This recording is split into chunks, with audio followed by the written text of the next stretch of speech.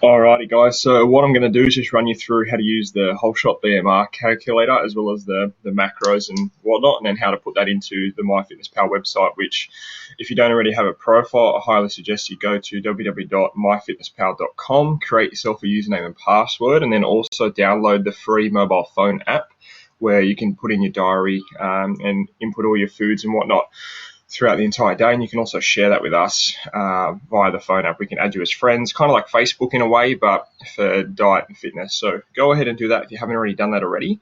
But what we want to do is open up this spreadsheet. All right, now each section has a small instruction with it. So we're going to go ahead and select our gender. I'm a male.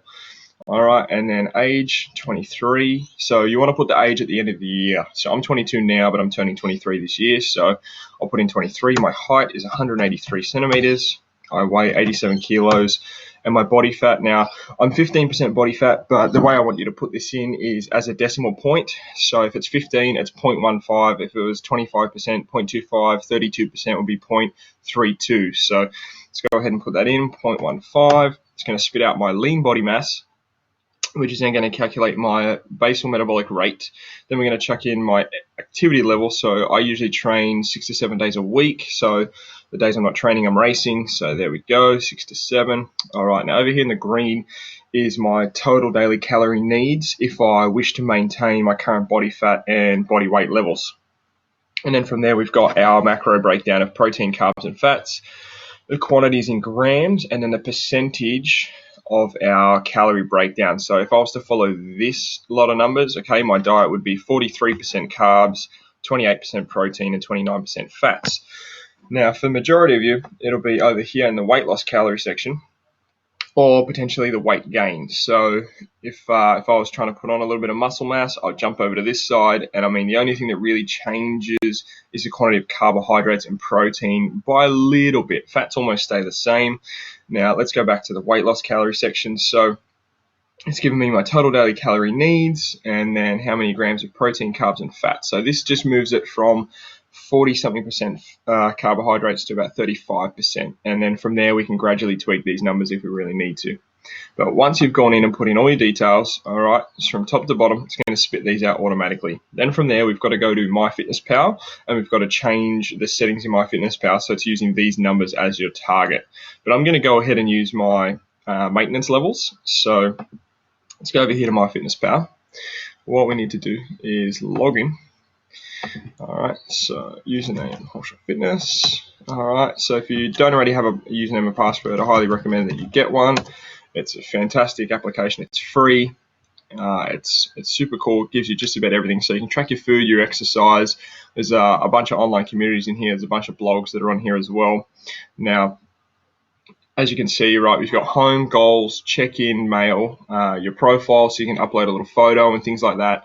And you can add people as friends. So you can add me, Whole Shot Fitness, as a friend, and then you can share your diary with me, and I can log in and see it any time of the day. But what we want to do is we're going to go to goals. Now, in here, it's already got a set amount that's been generated. Now, I went in before and manually put in my calories and whatnot, so these are the numbers we're going to redo anyhow. So your fitness goals, all right, you're going to go change goals. Once you're in there, it's going to give you two options, guided, so update my profile and have MyFitnessPal determine my goals automatically. No, we do not want to do that. It gives us the wrong numbers. So let's go custom, manually set my own custom fitness goals, continue.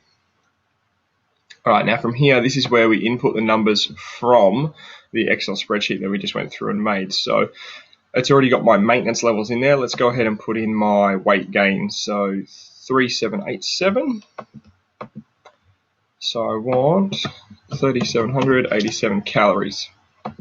Now, carbohydrates is at 47, but in MyFitnessPal, it's going to round it up to the nearest even number. So I'm going to put it at 45%.